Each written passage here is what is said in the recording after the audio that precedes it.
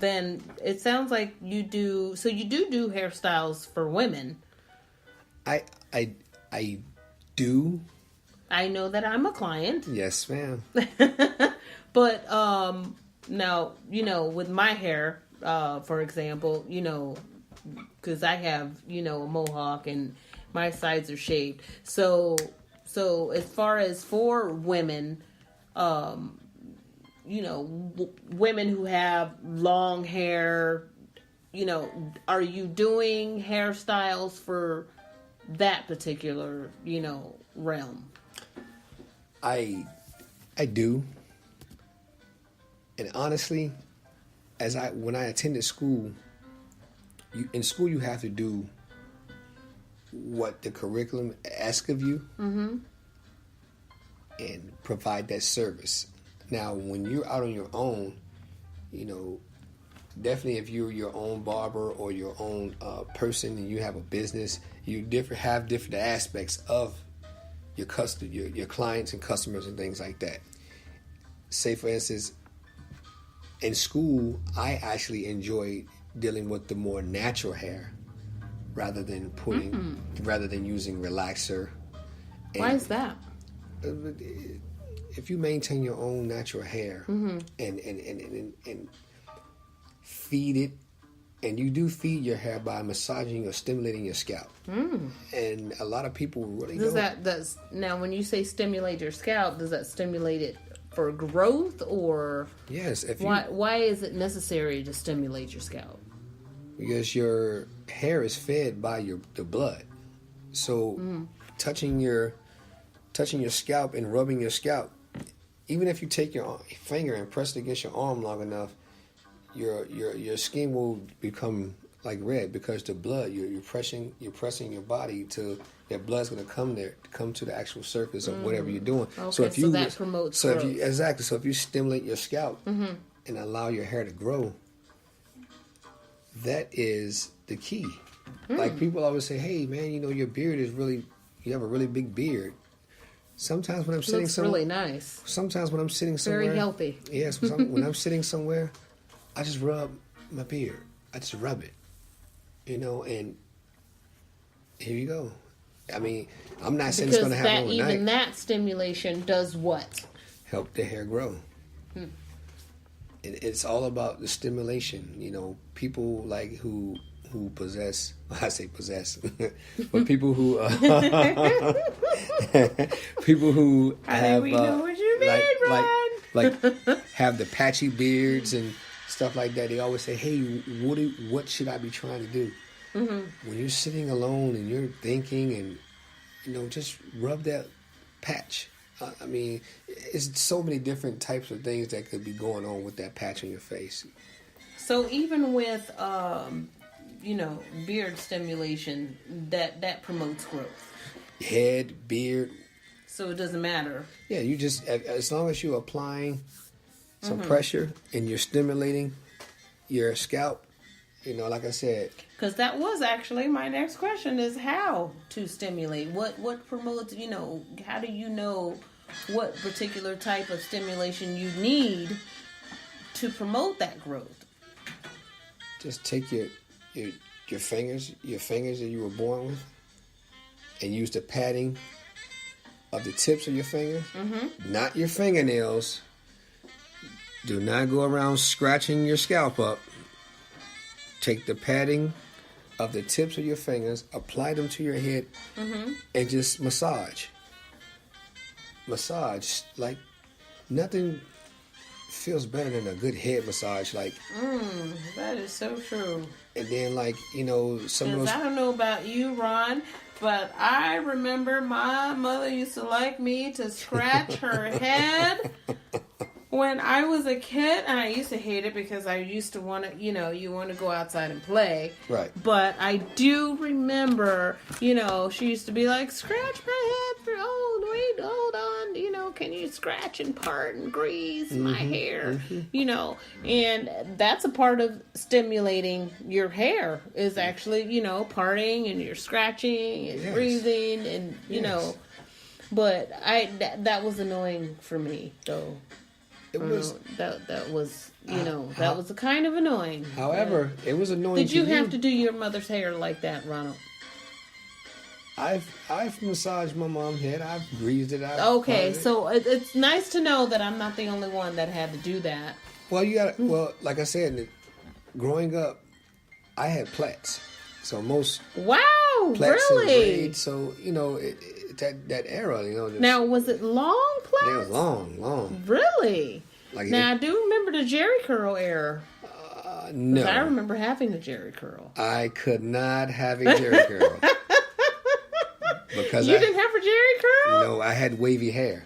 Oh, okay. So you had naturally curly hair. Yes. It was like kind of naturally curly, so you didn't need a Jerry curl. No. You didn't need to add all those chemicals and leave a grease spot on the couch. What was that? Coming to America with the grease, the circle? Yes.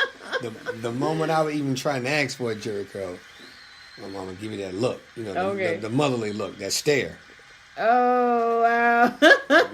None of us like that look. No that's Jerry there. curl for Yeah. you. No. Okay. So your hair, so that's why you said plaits. How long was your hair? It was very long. I think probably like shoulder length. But Oh, like I said, wow. if anyone could know if you guys were like Naughty by Nature fans, was braided up like a Tretch. Like Tretch used to braid his hair up. Yes, I remember that. Yes. Oh my goodness. Yes. As a little boy, Yep. Mm-hmm. Now what makes you different from any of your fellow competitors? What makes the type of particular, you cut hair, so what makes you different? How do you think you stand out from your fellow competitor barbers? Well, one thing I like to point out is if someone's doing something that I'm not doing, I'm always willing to learn. And at the same time, in learning, I want to provide the best service for my client. Not just providing a service, but making sure that my client is comfortable with the service being provided. So I care. So I actually care. It's not about just getting your money. I have to know that I'm on point in whatever the service that you're trying to get. I want to make sure that it's on point. So we all got to have good energy because I feed off energy. And if you're not comfortable with something and you're just trying to do it because you want to just do it because we can talk about it and make you comfortable, and boom, we can both share this experience where I cut your hair and you get the desired effect that you want. Because, like I said, my thing is caring. I actually care. I don't want to just give you a service. That is great, Ronald. Man, you're so inspiring. And speaking of inspiring, what would you say to up and coming barbers, and not only barbers, but any kind of business, to our youth or to, up and coming entrepreneurs? What would you say to inspire them to pursue even this particular field? Is there any words you would say? Ignite the flame and don't give up. Just because you give a faulty haircut here, a faulty haircut there, you cut a patch here or cut a patch there, that's growth. Don't always look at the bad part of something. Think about the fact that it's an experience that you'll know for the next time. The next service you provide for someone else. If I do this way, I got this desired effect. And I say desired, being funny. That wasn't the effect. It's basically, Okay. You can't live off of mistakes. Mistakes are teaching moments. You have to learn from your mistakes. And when you learn from that mistake, you grow. If you say, man, I'll never be a great barber, you already beating yourself up. You're blowing that match out again. You're going to mess some people up along the way. anybody that leaves a school, I don't care who you are. I don't care if you're a doctor. I don't care if you're a lawyer. You don't just become that guy or that girl or that woman or that man overnight. You build up to that success. That's what you do. You're going to make mistakes. That's going to happen. So would you say you have to be passionate at this particular field as far as being barber / cosmetologist? Do you have to be passionate at it to be good at it? That's right. I wholeheartedly feel that. Think about this. Let's put it in this perspective. If you go to McDonald's, right, and your people are underpaid and they're serving you food, they'll serve your food any kind of way. Mm-hmm. That is so true. Right? Yep. You know, you'll ask We're for... not even going to go there about McDonald's. You'll ask for a burger a certain way and you'll get it some other kind of way. However, this is not a to beat someone down. This is I'm trying to get someone to understand something. But however, if you love your job, you'll give your all. You'll give 110%. Right. So someone who could work up from the grill to a manager, you'll wonder why that person's so passionate, because they paid their dues.